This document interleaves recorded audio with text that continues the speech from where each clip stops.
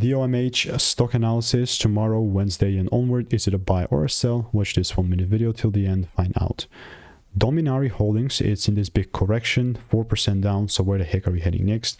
I want to be very simple and very clear. Having done well over 40,000, almost 40,000 videos, I have more videos documented than anyone else in this space doing these sorts of videos.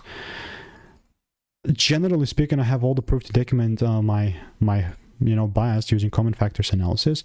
It's in the scientific method, but currently, I mean, yes, I have this demand from a 1-hour chart, and all it's ultimately going to come down to is this 1-hour demand zone going to hold? How are we going to test this? I mean, it's very simple. Hypothesis is if there is like a shift here and the confirmation is met, then I'm going to look to buy.